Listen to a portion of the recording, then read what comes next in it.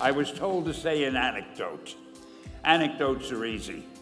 So I thought to myself, what kind of anecdote can I tell these people who really have more important things to do?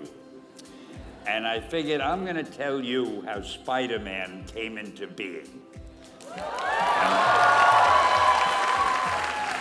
It's a true story, although sometimes it's hard even for me to believe it. We had already done the Fantastic Four and I think maybe the X-Men, I can't remember the order, but my publisher came to me and he said, Stan, I want you to come up with another superhero. I thought, what can I come up with now? And the most important thing in a superhero at first is the superpower. Once you get that, everything else comes along. So I thought, what power will I give a new guy? And I saw a fly crawling on the wall. And I said, hey, if I could get a superhero that could stick to walls and crawl on them, man, that would be cool. So I thought that was good. Now I needed a name. So I said, well, let's see, Fly Man, Mosquito Man.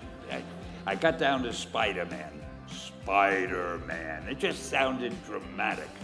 So, okay, I had my hero, I had his power, his name, and then I figured just for fun, I'm gonna give him personal problems. Then I thought I'd make him a teenager, because there were no teenage superheroes that I knew of at the time.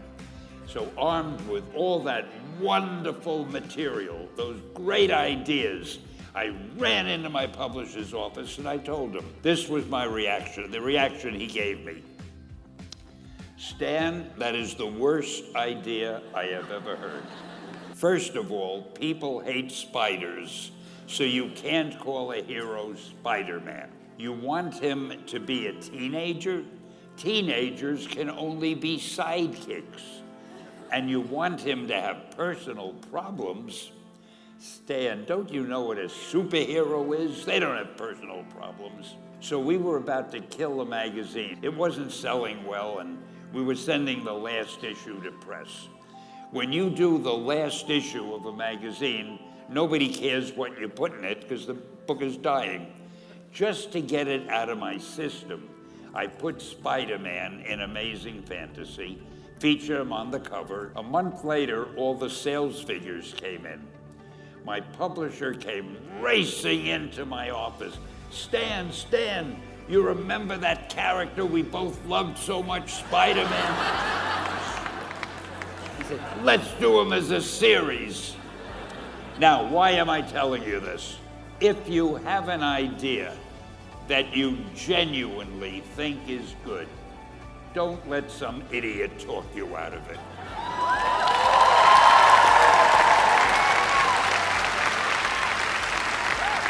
If there is something that you feel is good, something you want to do, something that means something to you, try to do it.